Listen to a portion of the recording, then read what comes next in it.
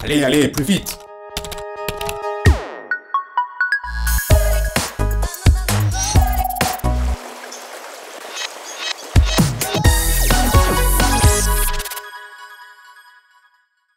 La psychosomatique, ce n'est pas celle dont parlent les patients quand ils viennent me voir en disant « j'ai entendu parler de la psychosomatique, vous faites de la psychosomatique, donc je viens vous voir parce que mon médecin m'a dit que je n'avais rien et que donc il fallait que j'aille voir un psychosomaticien ».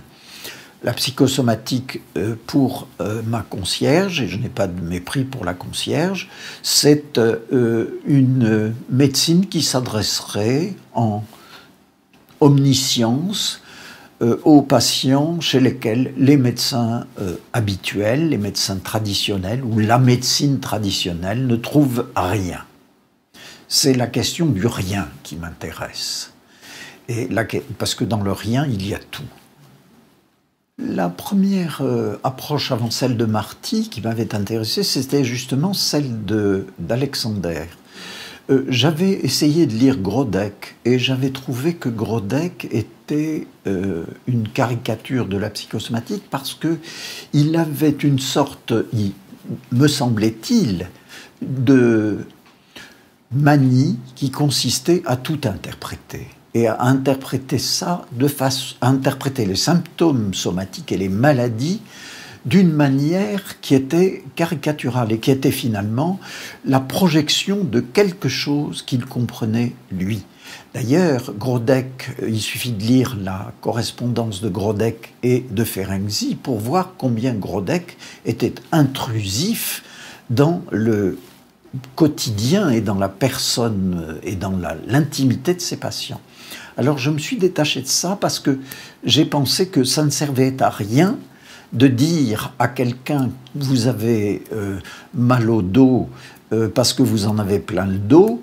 Par contre, alors, il y avait tout le courant psychanalytique vis-à-vis duquel je trouvais une difficulté, c'était le corps est par surcroît.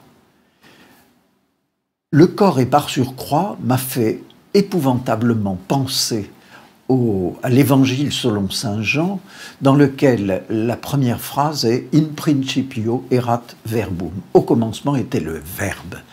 Eh bien, moi je pense que quand on était là-dedans, il fallait dire « au commencement était le corps ».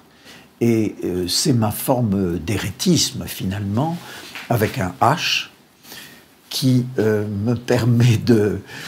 m'a permis à ce moment-là de dire le tout n'est pas dans la biologie, le tout n'est pas dans la psyché, il doit y avoir un passage intermédiaire.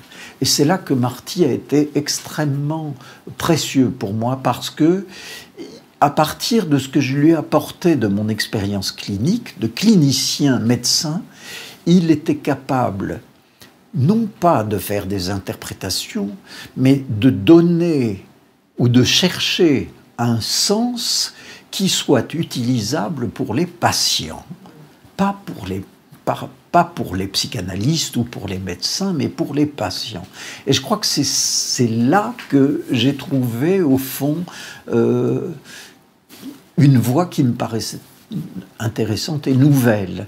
C'était donc pas la voie de l'analyse pure et dure, c'était pas la voie de l'interprétation grodekienne, c'était pas la voie de l'hystérie et de ses manifestations somatiques fracassantes avec les interprétations freudiennes, c'était la voie du corps, comme me disait une de mes patientes qui avait un cancer du sein dont elle est morte d'ailleurs, mon corps dit des choses que je ne comprends pas. Alors à partir du moment où un patient ou une patiente dit des choses comme ça, que le corps parle de choses que l'on ne comprend pas, qu'est-ce que moi, je peux y comprendre? Eh bien, je ne peux y comprendre quelque chose que si cette compréhension est partagée. Et alors, on peut théoriser sur le transfert, le contre-transfert. Je ne sais pas d'ailleurs pourquoi on appelle ça contre-transfert, alors qu'il s'agit d'un transfert à deux sens.